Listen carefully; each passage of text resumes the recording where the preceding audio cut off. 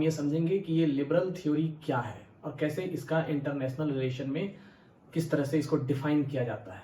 तो हम जानते हैं कि ये जो लिबरल थ्योरी है, ये 17वीं शताब्दी से ही कहीं ना कहीं विचारकों ने इस क्षेत्र में अपने विचार देना शुरू कर दिए थे। हमें पता है कि इसकी शुरुआत जो होती है वो जॉन लॉक से होती है। जॉन लॉक जो अपने विचार देते हैं वो इस बात पर जोर देते हैं कि इंडिविजुअल की रीजनिंग, इंडिविजुअल के अपनी क्षमताओं पर, उसकी स्वतंत्रता पर, उसके लाइफ लिबर्टी पर, और अगर स्टेट और कम्युनिटी इंडिविजुअल के इन बेसिक बातों का ख्याल रखे और उनको इनकरेज करने का मौका मिले तो ऐसे स्टेट और सोसाइटी का फ्यूचर अच्छा होता है। और स्टेट का कॉन्ट्रैक्ट भी वो इसीलिए बतलाते हैं जहां इंडिविजुअल की लाइफ और लिबर्टी को कहीं ना कहीं सेफ्टी और सिक्योरिटी मिले। तो ये जो इंटरनेशनल रिलेशन में जो डेवलप होकर यही लिबरल थ्योरी आती है, तो ये काफी स्टेजेस से होकर गुजरती है। यहाँ पर कुछ इंपॉर्टेंट शब्द लिख दिए गए हैं। इतिहास में कई घटनाक्रम होते हैं, कई विचारक आते हैं, विचारकों के अपने विचार होते हैं। इतिहास में घटनाक्रम में कई तरह के बातों का प्रभाव पड़ता है और इसी तरह सिद्धांत भी विकसित होता है। उन सिद्धांतों का प्रयोग राज्य के संदर्भ में भी होता है और बाद में चलकर ये जो सिद्धांत है इसका प्रयोग अंतरराष्ट्रीय संबंध के लिए भी होता है। तो यहाँ पर वही बात को कहा गया है कि वास्ट पीरियड्स इन हिस्ट्री, जिसमें इंटेलेक्चुअल माइंड्स यानी वो विचारक जिन्होंने इस संदर्भ में सोचा, लिबरलिज्म के संदर्भ में अपने विचार व्यक्त किए, ट्रेंड्स, विश्व के अलग अलग समय और अलग अलग घटनाओं के समय किस तरह के ट्रेंड्स चल रहे थे, किस तरह का वातावरण था, किस तरह के चारों ओर परिस्थितियां थी, उन परिस्थितियों में किस तरह से कार्य करना था, व्यक्तिवाद किस तरह से किन परिस्थितियों में अधिक आवश्यक महसूस हो रहा था। तो ट्रेंड्स के अलावा हिस्टोरिकल फोर्सेस की बात की गई है। इन सब ने मिलके कहीं ना कहीं लिबरलिज्म की थ्योरी को धार प्रदान किया है। तो लिबरलिज्म की थ्योरी में क्या होता है? Birth to a scientific secular view of life. Scientific शब्द का प्रयोग इसलिए किया गया है क्योंकि जब ये थ्योरी सामने आ रही है जॉन लॉक के द्वारा, यूरोप में उस समय करीब करीब फ्यूडल सोसाइटी थी और चर्च और पोप तो रिलीजियस डोगमास जो थे, यानी कि जिस तरह से दैवीय सिद्धांतों के नाम पर कई तरह के तरीके से व्यक्ति के ऊपर शासन करना, व्यक्ति को अपने प्रभाव में रखना, ये जो प्रक्रियाएं चल रही थी जहां व्यक्ति के स्वतंत्र चिंतन का कोई महत्व नहीं था। अगर व्यक्ति का स्वतंत्र चिंतन किसी धार्मिक चिंतन से या धार्मिक जो रिलीजियस इंस्टीट्यूशन है उसके किसी थॉट प्रोसेस से अगर उसको देखा जाता था कि वो मैच नहीं करता है तो इंडिविजुअल के आइडिया को क्रश कर दिया जाता था। इंडिविजुअल को liberty of thought, speech, expression भी नहीं था। इंडिविजुअल को उसकी लिबर्टी और लाइफ, ये दोनों कहीं ना कहीं इस पर एक बोझ था। इस तरह से जो धार्मिक सिद्धांतों को लादा गया था उसका। तो साइंटिफिक विचार जब विकसित हो रहे हैं तो यहाँ पर व्यक्ति के सभी चिंतन को महत्व दिया गया है। जैसा कि इतिहास के क्रम में आप जानेंगे, जहाँ चर्च ये विश्वास करता था कि पृथ्वी ही इस सौर व्यवस्था का केंद्र है और सभी पृथ्वी के चारों ओर चक्कर लगाते हैं, इवन सूर्य भी। और बाद में एक व्यक्ति विचार लेकर आते हैं कि नहीं, सूर्य जो है वो केंद्र है, वो स्थिर है और पृथ्वी जैसे ग्रह उनके चारों ओर चक्कर लगाते हैं। तो इस तरह के व्यक्तिवादी सिद्धांतों को जो प्रश्रय मिलने हो लगा, ये सारा आता है व्यक्तिवाद यानी उदारवाद और लिबरलिज्म के सिद्धांत में। सेक्युलर व्यू ऑफ लाइफ यानी कि जिंदगी को किसी सोसाइटी में जो एक इंडिविजुअल है उसके लाइफ ट्रेंड को, उसके जीने की पद्धति को किसी विशेष धार्मिक चश्मे या नजरिए से ना देखा जाना। तो इसमें मुख्य रूप से रीजन, ह्यूमन रीजन का मतलब हर व्यक्ति अपने ढंग से किसी चीज को सोच सकता है, अपने तर्कों के द्वारा किसी मान्यताओं को चुनौती दे सकता है। इस तरह की बातों का प्रश्रय जो है लिबरलिज्म में बढ़ जाता है और ऐसा करने के लिए करेज चाहिए क्योंकि वो कई मान्यताओं, प्रथाओं, रिलीजियस डॉगमास इन सब को चुनौती देगा, धार्मिक मान्यताओं को चुनौती देगा, अपने आधार पर विज्ञान के अनुसार साइंटिफिक तरीके से सोच सकेगा, प्रगति कर सकेगा।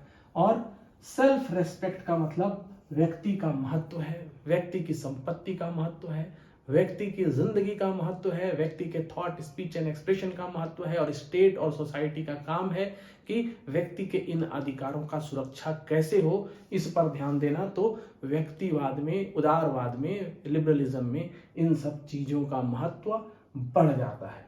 Modernisation of society and individual life. तो जब उद्योग धंधों का विकास होता है, जब धार्मिक आस्थाओं को चुनौती दी जाती है, हर व्यक्ति को अपनी रीजन, अपनी तर्क क्षमता, अपनी विवेक क्षमता का प्रयोग करके वैज्ञानिक स्तर पर सोचने की छूट दी जाती है, तो फिर वैसे समाज में विज्ञान की प्रगति होती है, आधुनिक युग आता है, उद्योग धंधे लगते हैं, शहरों का विकास होता है। तो इस तरह से ये सिद्धांत क्या करता है, समाज का आधुनिकीकरण करता है, मॉडर्नाइजेशन ऑफ सोसाइटी। और इंडिविजुअल लाइफ यानी व्यक्ति की जिंदगी भी आधुनिकता के साथ आगे बढ़ती है, प्रगति की दिशा में उन्नति के शिखर पर जाती है। तो इस तरह के जो विचार थे, लिबरल व्यूज जो था, जो एक स्टेट के लिए, सोसाइटी के लिए था, ये जो कंसेप्ट था, इससे प्रभावित होकर विचारक इसका संदर्भ अब इंटरनेशनल रिलेशन में इसको कैसे हम समझ सकते हैं, सोच सकते हैं, इसके बारे में वो विचार करते हैं। तो जब ये विचार करते हैं तो अंतर्राष्ट्रीय स्तर पर जब लिबरलिज्म के कंसेप्ट से अंतर्राष्ट्रीय घटनाओं को समझने की कोशिश करते हैं, तो इसको पॉइंट्स में बांटा गया है। मॉडर्न लिबरल स्टेट, यानी जो स्टेट है वो अगर मॉडर्न है, लिबरल है, जहां व्यक्ति को महत्व है, व्यक्ति के अधिकारों को महत्व है, व्यक्ति की सोच को महत्व है, व्यक्ति के साइंटिफिक थिंकिंग को महत्व है, तो सबसे पहले तो इंटरनेशनल रिलेशन स्टेट के बीच ही होंगे। तो कैसे स्टेट? वैसे स्टेट जो मॉडर्न होंगे, लिबरल स्टेट होंगे, जहां मॉडर्न सोसाइटी, साइंटिफिक अप्रोच होगी। तो इसमें मॉडर्न लिबरल स्टेट का इंपॉर्टेंस बढ़ जाता है। उसके बाद state and non state actors. जब दो देश आपस में संपर्क स्थापित करते हैं, अपने रिलेशन को सुदृढ़ करते हैं, अपने किसी विवाद को निपटाने की कोशिश करते हैं, तो इनमें अगर सिर्फ स्टेट एक्टर्स होंगे तो इसका मतलब होगा कि सिर्फ वही व्यक्ति होंगे, वही संस्थाएं होंगी जिनका सीधा संपर्क राज्य से होगा, जो राज्य की व्यवस्था के अंग होंगे। और नॉन स्टेट एक्टर्स का मतलब होता है जहां वो व्यवस्थाओं के हिस्से भी जो सरकार के अंग नहीं है, जो सरकार के नियंत्रण में नहीं है, लेकिन स्वतंत्र रूप से दूसरे देश के साथ संबंध स्थापित कर सकते हैं। जैसे आज के युग में हम देखते हैं एनजीओ, जो एक देश के एनजीओ अलग अलग देशों में कार्य करते हैं, मल्टीनेशनल कॉरपोरेशन एमएनसीज जो अलग अलग देशों में कार्य करते हैं। तो स्टेट के अलावा जो नॉन स्टेट एक्टर्स हैं, इनके अपने इंटरैक्शन से, इनके अपने कार्य पद्धति से, इनके कार्य के द्वारा अलग अलग सोशल ऑर्गेनाइजेशंस हैं, इनके द्वारा जो संबंध स्थापित होते हैं, ये जो योगदान देते हैं, तो उसकी बात जो है state and non state actors, इनका इंपॉर्टेंस इस थ्योरी में बढ़ जाता है। Democratic principles peaceful. Liberal theory of international relation ये मान के चलता है कि जहां लोकतंत्र है, तो लोकतंत्र एक ऐसा तंत्र है चूंकि ये व्यक्तिवाद को महत्व देता है, इंडिविजुअल के रीजनिंग को महत्व देता है, इंडिविजुअल के लिबर्टी को महत्व देता है, और लोकतंत्र में इंडिविजुअल को बहुत महत्व हासिल है। हर इंडिविजुअल को वोट का अधिकार होता है। सरकार कैसी बनेगी, सरकार कैसे चलेगी, इसमें कहीं ना कहीं जनता की निर्णायक भूमिका होती है। इसका मतलब ऐसी व्यवस्था लोकतांत्रिक व्यवस्थाओं में काफी बेहतर तरीके से फल फूल सकती है। अगर लोकतंत्र होगा तभी तो liberal theory of international relation exist करेगी। और जहां लिबरल थ्योरी होगी और जहां पर डेमोक्रेटिक प्रिंसिपल्स के हिसाब से जो स्टेट चल रहे होंगे, वहां पीस होगी, वहां पर शांति होने की उम्मीद ज्यादा है। और ज्यादातर देश अगर लोकतंत्र के हिसाब से चलेंगे तो वैसे देशों के बीच शांति का प्रबंधन रखना बेहतर होगा, और ऐसी वैश्विक व्यवस्था में शांति का होना सुनिश्चित हो पाएगा। फ्री इकोनॉमिक सिस्टम, हर देश अपने आप में, कोई भी देश परिपूर्ण नहीं होता, वो दूसरे देशों के साथ व्यापार करता है अपने उन रिसोर्सेज के लिए जिन्हें उनके पास नहीं है, या कम से कम आज के समय में जहां साइंस और टेक्नोलॉजी काफी विकसित होते जा रही है, साइंस और टेक्नोलॉजी से रिलेटेड इंटरडिपेंडेंस भी बहुत बढ़ जाता है। कोई रिसोर्सेज, कोई कच्चा माल, किसी तरह के इक्विपमेंट्स किसी देश के पास है, किसी के पास नहीं है, व्यापार होता है। तो जब व्यापार बढ़ता है, जब साइंस एंड टेक्नोलॉजी एक दूसरे से जोड़ता है, जिस तरह से आज इंफॉर्मेशन एंड टेक्नोलॉजी का ज़माना है, तो इस तरह से जो जुड़ाव होता है ये कहीं ना कहीं एक दूसरे पर निर्भरता को बढ़ाता है। तो ये है free economic system. Liberal theory of international relation में एक दूसरे देशों के साथ व्यापार सुगम होता है, सरल होता है, उसमें रिस्ट्रिक्शंस कम होते हैं, राज्य ऐसी व्यवस्थाएं पैदा करता है जहां पर फ्री तरीके से इकोनॉमिक सिस्टम डेवलप हो पाए और इकोनॉमिक रिस्ट्रिक्शंस न हो, बॉर्डर के कम से कम हो, ज़्यादा से ज़्यादा उसको ऐसी व्यवस्था को बनाया जाए जहां पर टैक्स भी कम हो, सर्विस और जो प्रोडक्ट हैं उनका फ्लो भी काफ़ी बेहतरीन तरीके से अक्रॉस द बॉर्डर्स हो सके। Interdependent national and international order, national and international order यानी जो शांति की व्यवस्था है विश्व में, जो अराजकता की एक स्थिति जिसकी कल्पना की गई है रियलिज्म में, वो नहीं होगी जब इंटरडिपेंडेंस होगा। इंटरनेशनल ऑर्गेनाइजेशंस होंगे वर्ल्ड लेवल पे जो कार्य करेंगे, इन जो डिस्प्यूट्स होंगे उसको सॉल्यूशन के लिए, अगर इकोनॉमिक रिलेशन है तो उसके सॉल्यूशन के लिए, अगर कोई दूसरे तरह की समस्या है दो देशों के बीच तो उसके लिए। तो ये ऑर्डर मेंटेन रहेगा, ऑर्डर मेंटेन रहेगा तो एनार्की की स्थिति पैदा नहीं होगी। तो liberal theory of international relation में इसका बहुत महत्व है कि इंटरडिपेंडेंट हो नेशन एक दूसरे में, और इसके होने से क्या होगा, अलग अलग ऑर्गेनाइजेशन जो है वो इंटरनेशनल ऑर्डर को बनाए रख पाएंगे। तो इसी बात को हम अब आगे देखते हैं कि अर्ली लिबरलिज्म जो शुरुआत होती है लिबरल थ्योरी की इंटरनेशनल रिलेशन में, तो वो ओरिजिनेट होती है आफ्टर फर्स्ट वर्ल्ड वॉर। तो प्रथम विश्व युद्ध के बाद जो है जो लिबरलिज्म का कंसेप्ट आता है इंटरनेशनल रिलेशन में, तो ये थोड़ी कल्पना की उड़ान जैसा होता है। यानी कि जो लिबरल थिंकर हैं उनको लगता है कि हम इन सिद्धांतों पे चल के विश्व को एक बहुत ही शांत और सुरक्षित और एनार्की से रहित ऐसा विश्व की कल्पना करके ऐसा हम बना सकते हैं कि जहां युद्ध की संभावनाएं नगण्य होंगी। लेकिन हम जानते हैं कि ऐसा होता नहीं है, होता इसका उल्टा है।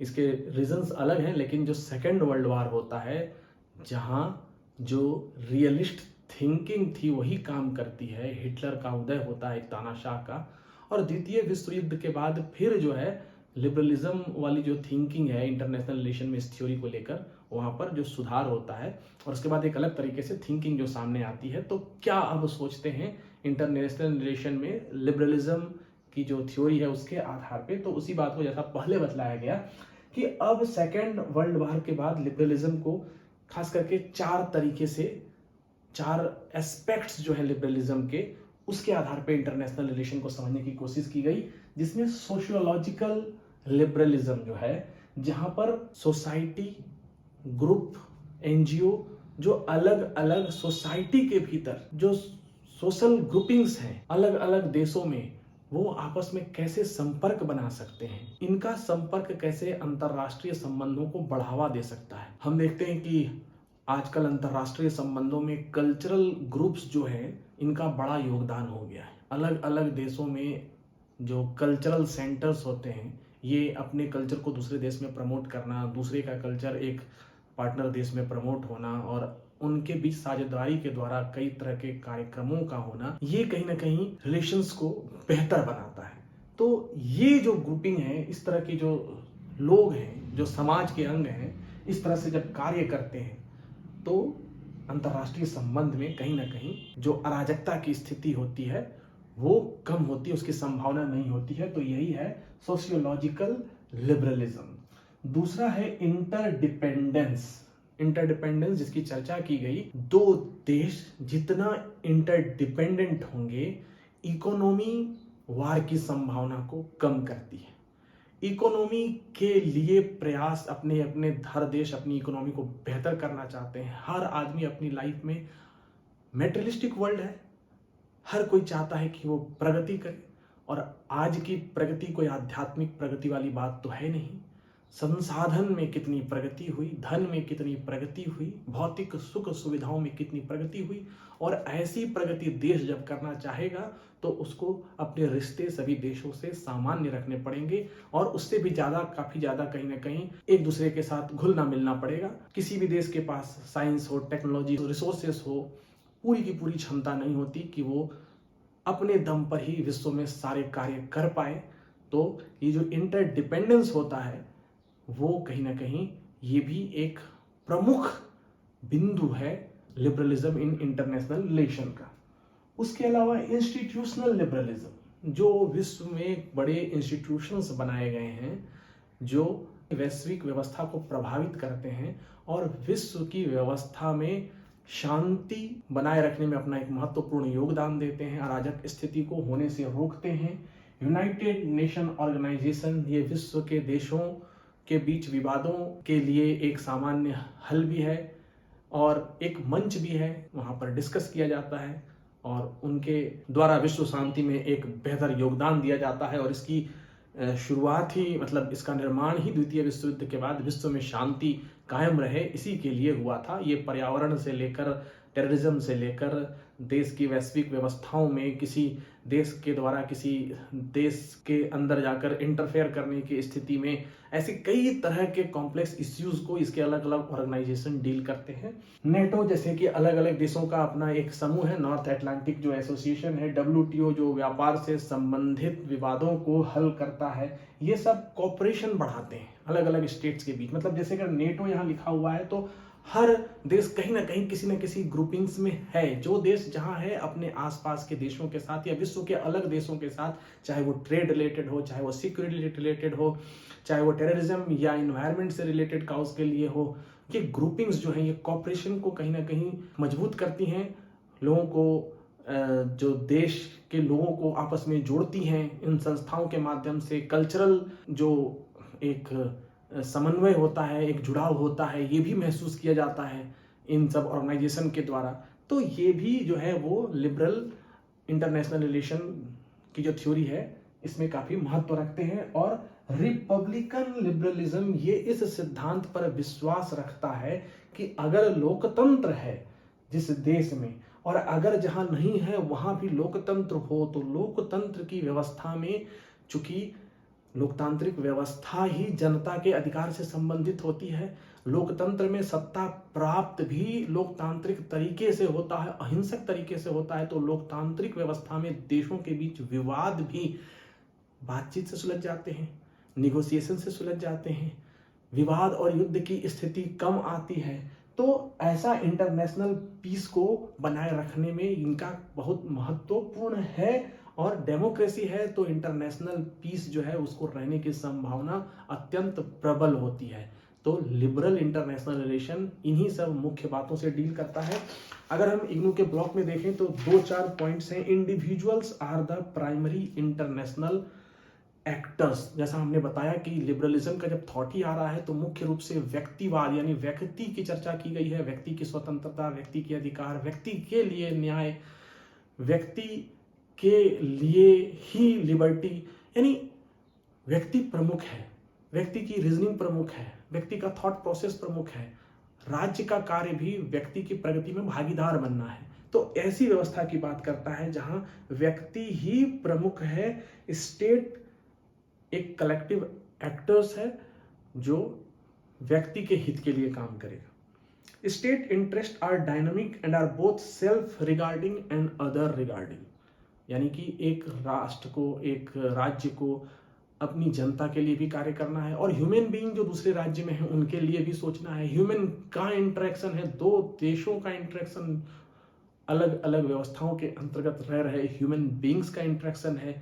तो ह्यूमन बीइंग के इंटरेस्ट जो है कि state survival and autonomy, state का रहना, स्टेट का स्वतंत्र रहना, autonomy important, but they are viewed as secondary interest to the primary interest of the individual, यानी कि सबसे पहला इंटरेस्ट जो है वो व्यक्ति का ही है। व्यक्ति से ही तो सब कुछ है। व्यक्ति का ही इंटरेस्ट अगर क्रश हो जाएगा तो बाकी कोई फायदा नहीं है स्टेट की ऑटोनॉमी और स्टेट के इंडिपेंडेंस वाले मुद्दों को रख के। ये लिबरल इंटरनेशनल रिलेशन की थ्योरी के हिसाब से है।